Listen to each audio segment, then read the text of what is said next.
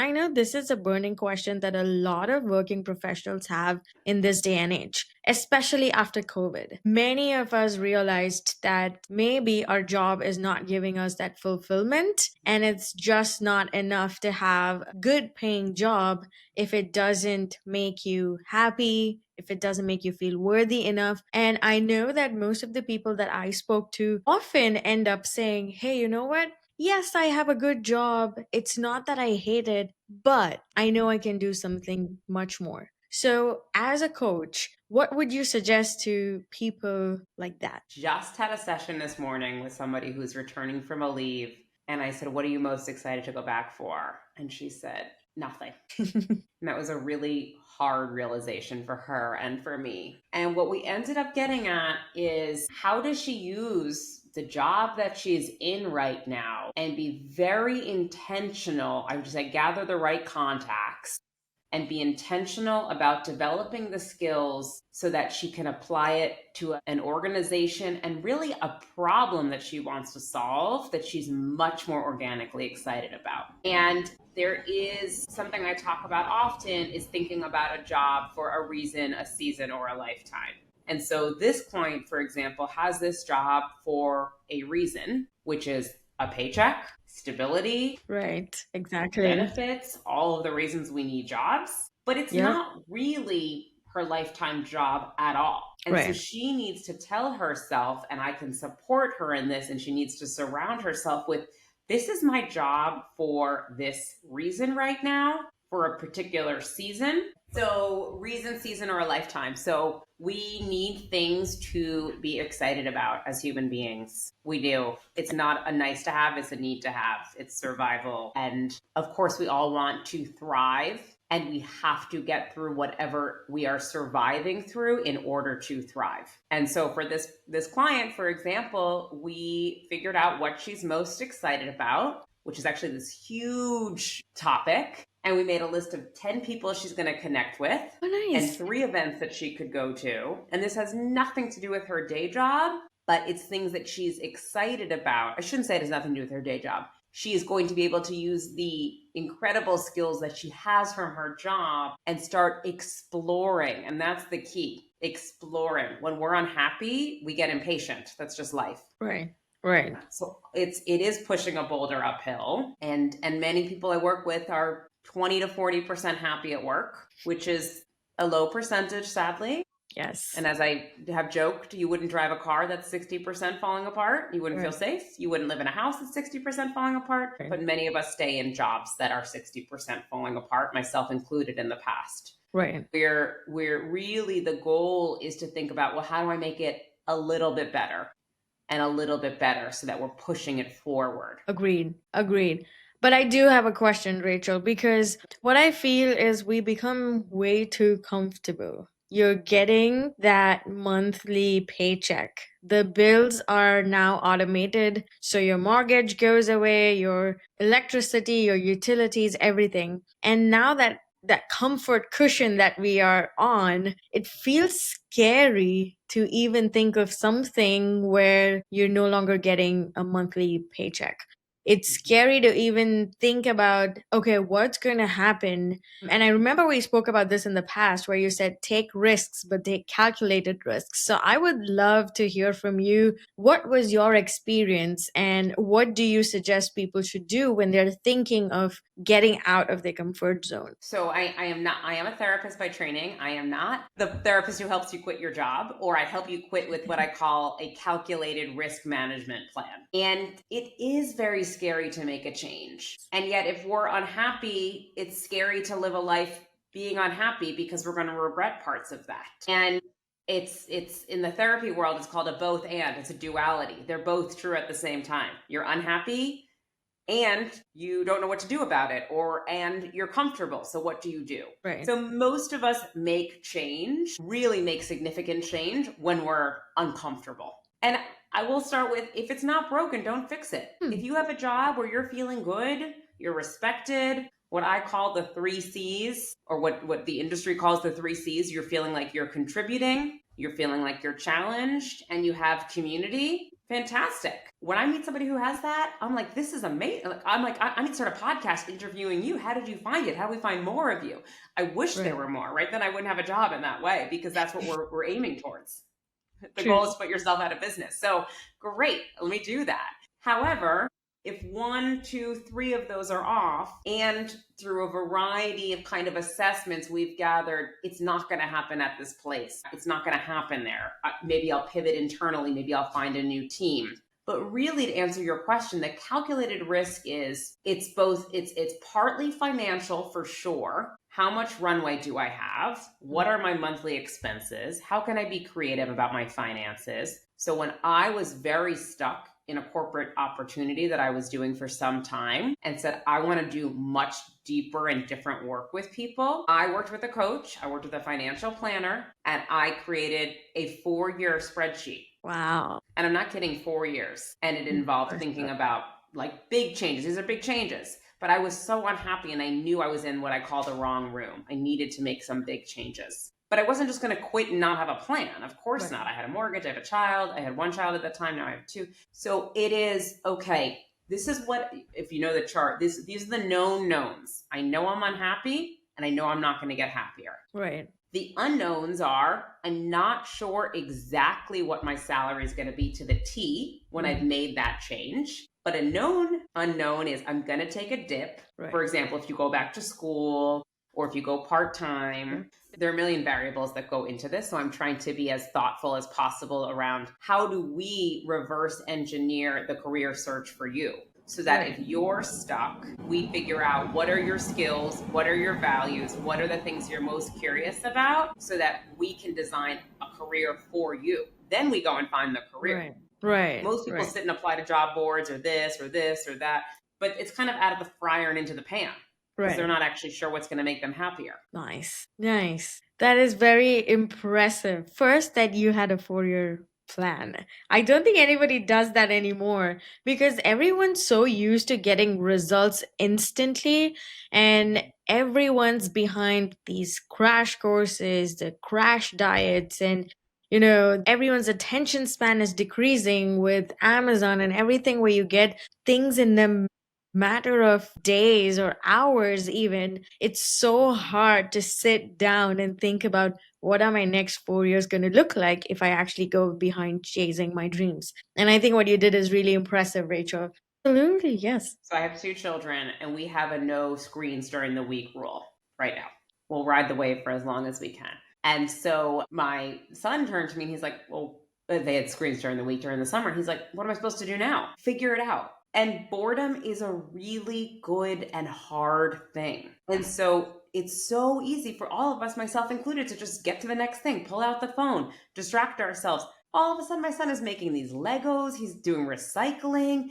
He took out a drawing book. Again, he didn't know what to do with himself, so he's testing out all of these things. And I do think that the boredom, the stillness, the discomfort with, what now what? Is really where the shifts often happen. So I just wanted to say that. Agreed. So tell me, when you've worked with high performing individuals in a professional setup and in the corporate world, what's one of the most common things that you've noticed in people that they fail to notice about themselves? Okay. I would say 2 top things. One is, hands down, they do not regard themselves as a high performing professional, even though they are running budgets that are large. They're running a team. They've successfully interviewed at this place and they've been recruited. And they're like, do I qualify as high performing? So first we have to talk about you. I just wrote a blog about this. I can put it in the link notes, but you determine what winning is. You determine what high performing is. And it's our self-talk and that mindset that we really need to start with, because if we're not taking ourselves seriously, how is anybody out there going to take us seriously? True. And that's ongoing coaching and, self-talk. And that's really where a lot of mental health comes in, around where do these negative voices come from and those kinds of things. Yeah. The second is there's just a lot of fear. Well, the economy is going a certain way, or, well, when I made a change in the past, this is what happened. And so we let the fear, the what if voices, or in, again, therapy speak, which is very relevant here, the if this, then this, these kind of absolute conditioning happen, as opposed to, if I go and get this degree, if I go and connect with this person, if I figure out what might be missing from that organization that I could add and bring value to, then I don't know what, because I haven't done it yet. So it Interesting. is a beginner's mindset. And I do think, not to kind of harp on having small children, but I do think that's where we can learn a lot from. When we're children, we go from first grade to second grade to third grade. Every year there's something new. What am I learning? What is this? And as adults, we have to basically create this for ourselves. Yeah. And it's so difficult also though. Like all the time. I know you spoke about fear and but that's like the most biggest thing holding all of us back from reaching our max potential and from getting or achieving any of the dreams that we've ever dreamt of. Rachel, I'm intrigued and I'm interested to know you as a person. What do you do now that you've coached for so many years? You've been in the industry for a lot more years in the marketing area. What do you do when you are faced with this feeling, oh, maybe you know what? I need to do something more. I know you already mentioned you created a 4-year plan in the past, but now knowing what you know, and with all the experience that you have and the people you've met, what do you do when you're faced with that dilemma of maybe this is not giving me what I initially thought it would? Thank you. I don't think anybody's asked me that. So there are two things I want to say. The first is my mission in Made for More coaching, because I went through my own career transition and I've never been happier as a full-time therapist. I mean, it just lights me up that I get to do this work and somebody pays me for it and I was there all along. Right. And it doesn't mean every single thing is amazing, but I did find what's really my calling, which is connecting with people, authenticity. We're solving problems. I love it. It's intellectual, it's rigorous. What I have found in the Made for More coaching, because I'm helping people soul drained find soul aligned work, I need to do this work that aligns with my soul. And so I will check in with myself. Okay, I didn't really like being at that event. Why?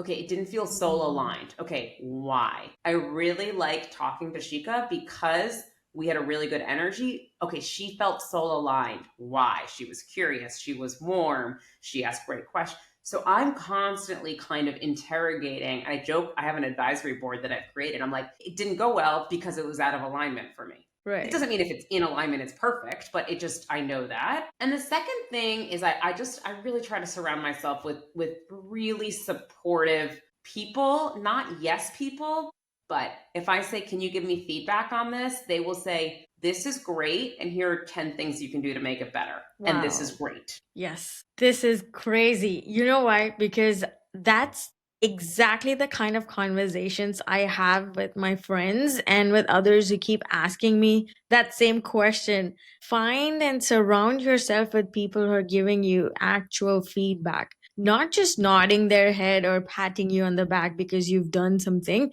but actually pointing out areas where you can improve. And that is so crucial. Not just I've had that experience when I've written books or published something, but I've noticed that even when you are in just discussing about life or going through something, I think having people with you that give you that feedback without wishing nothing wrong on you, I think is so important for a person's growth, and at any point in their journey it's so crucial, and you do it. I just love the fact that you are authentic, Rachel, and you're sharing all your experiences and actionable tips. I think that's what people miss these days. Yes, we can listen to 100 podcasts. Yes, we can watch, inspirational and motivational stuff. But unless and until you're actually implementing those and you're actually doing it, you're not going to see any difference. And so you brought up so many great points today. So thank you for that, Rachel. This is great. Thank you. Can I give the audience 2 tips right now to just go and do? Of Do we have a course. minute for me to do that? Of course. The first is every company, almost every company and nonprofit has a board of advisors. You can't build this by yourself. Find 2 to 3 people that are on your team. And I don't mean your team at work. I mean Team Rachel. I have 5 people on my team that some are from jobs like 10 years ago. Some are more recent. And I will send a quarterly newsletter of what I'm doing to them. So if you're stuck, here's where I'm stuck. Here's why I'm stuck. Here's what I'm doing about it.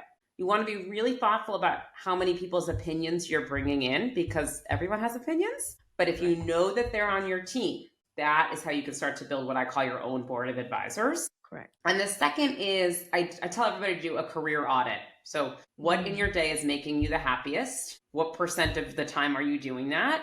And what's making you the least happy? And what percent of the time are you doing that?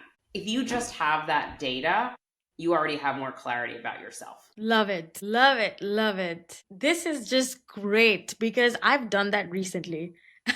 And so that actually brings me to the next question, Rachel. These days, Gen Z and even millennials, they are into the hustle culture, or they were, I should say. Right now, everyone, whenever you go online, when you're looking at TikTok, Instagram, whatever, everybody's kind of telling you to do some side hustles and get passive income. And sometimes people find their calling in one of the hobbies that they just started as side hustles, and then that just took off. So, what would you suggest to someone who's having a good career? Let's say it's not soul sucking yet, but it kind of is going that path as they're growing, but they also have a side hustle. They cannot make any time for it. And now they're torn between two different worlds. Oh, do I focus on this? Do I focus on that? What do I do? And most of the times I've noticed people, they don't know what they want. So let's just say, for this question's sake, someone here is trying to make more money in addition to their 9 to 5 job. What are some of the tips that you would ask them to do right now? Okay, so the first thing I would do is I would get very specific, which is, why are you excited about this? It's going to take extra time. So, are you excited because you're learning something new, you're meeting somebody new, you want to solve a problem? What is your why? That has to be at the center. Then, how much time do you actually have to do this? If you say, I have an hour every 3 weeks, great. What can you build in an hour every 3 weeks? You can write one LinkedIn post every, whatever, I'm making that up. Okay, you have 3 extra hours after school. I'm working with several people who are educators and want to make an extra side hustle. Right. You have 3 extra hours. Okay, that's 12 hours a week. Let's think about what we can get done in 12 hours a week. What are the deliverables that you want? I like to think in 3 month chunks. What are the things you can get done in 3 months with 12 hours? Right. You could launch one thing. So then you're getting, again, more of a, I don't want to say business plan because people get it kind of intimidated by business plan, but you're getting a plan that's engineered to you, your time, your interest. And then the last thing I would say is really thinking about, it's very easy to create a nice plan. It's like very easy to create New Year's resolutions on January 1st. But what about creating resolutions on, April 1st, right before tax season? Whatever. Like, what are you going to do when things inevitably get in your way? If you can kind of put that together, be really clear on your why, be very clear on how much time you have, and then anticipate for obstacles, which are going to happen. And anticipate could be, I'm not going to rely on this income. I'm going to see it as extra income. Or I'm going to assume, it's like every store assumes like 5% of sales is going to be, unfortunately, like lost to shoplifting. Like, I'm just going to assume that's going to happen. Right. Then you can plan accordingly for that. Got it. Understood.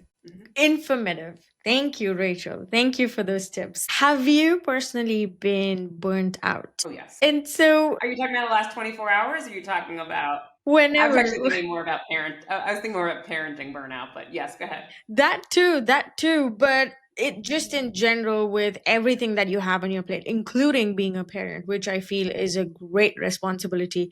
How did you manage? And first of all, how did you know that you were burnt out? And second, what did you do to recover from that burnout? I think a key part of burning out is it can be a very slow burn. So it can be death by 1,000 cuts. Yes, of course, sometimes we'll have a horrible review at work, or we have a toxic boss, or and it's a very quick, like, I'm burnt out. Or you have a big fight with your child, you're burnt out. Okay. What about this morning I was like, wow, I'm hearing myself nag a lot. And every time I nag, it's like cumulative.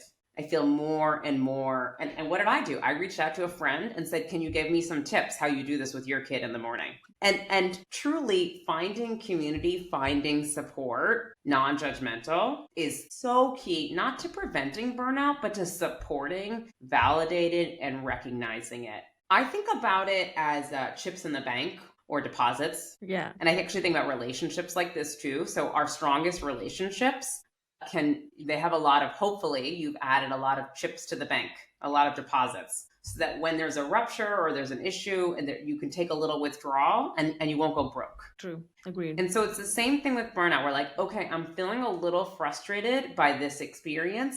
What can I do in a very, very body oriented, real time sense to replenish, refill my cup right now? I can reach out to a friend. I can get some fresh air. I can drink a nice cup of coffee. I mean, these are things that you're like, I can ground myself before I reinvest. Agreed. Agreed. I feel the first problem that most people struggle with is knowing that they're burning out or they've been burned out. And making time for themselves feels guilty to some people. I feel like people struggle with finding time or making time when they're burnt out to recover from it. And like you said, it can be simple. It doesn't have to be too glorious or too expensive, where you can just figure out, okay, go call your friend, go get a nice cup of coffee, do something where you're feeling refreshed in that moment, and that carries forward. So great tip, Rachel. Thank you so much. Before we end the show, I would love to ask you, what has been your biggest challenge in terms of coaching professionals that are stuck in their career? I'm not sure if this is exactly what you're looking for, but what I experience as a challenge is I see so much potential in people. And when I do a 15-minute consultation and then I do a 1 hour consultation, all complimentary basically. And after that time, we figure out, are you ready to move forward? Am I ready to help you? Am I the right fit? And I would say one of the things that I find hardest is when people are like, you know what, it's probably not going to change. So what am I going to do about it? Wow. And then I get frustrated because I'm like, I see so much in you. I could help you. Not that I would have all the answers, but I could help you get unstuck. I got unstuck. I'm helping other people. But that's the hardest part, is when people aren't taking themselves seriously. And of course, that's their right. Nobody has to change if they don't want to. But I would say that's probably been one of the hardest pieces for me, is not everybody wants to make the kinds of changes that I wanted to make in myself, and that I've seen, I live the results of feeling, and I see that in others. And so I think for me, setting my expectations, for all of us setting our expectations accordingly, but for me, because I feel so invested in this work, that's been one of my biggest challenges. Awesome. Awesome. Yeah, that's not easy. When you see so much potential in others and they fail to see it, I think, yeah, that's like the biggest ache that you must have. But I'm pretty sure you're awesome, Rachel. All the tips that you gave us are amazing, actionable, and to the point, which is why I loved having you on our show today. Thank you so much for taking out time from your busy schedule to be a guest on our show, Rachel. It was an absolute pleasure. Thank you so much. Can I plug one thing that I just launched, if that's okay? Definitely. So some people want ongoing coaching. Some people want like a one-time audit. So I just launched it's called a high stakes career audit. Okay. It's an 1.5 hour session where we get deep into who you are, what you're excited about right now, where you're applying or what you're thinking about doing, and we make a 3 to 6 month roadmap for you. Love it. Thank you, Rachel. Thank you for being on our show. This was amazing. Thank you for tuning in for today's episode of Rise and Tell with Sheekha. My book, Unburnable Ambition, is all about how to chase your biggest goals without losing yourself to burnout. You can now sign up at sheekasingh.com/unburnable ambition. Until next time, keep growing, keep glowing, and be yourself, and keep your ambition unburnable. Thank you.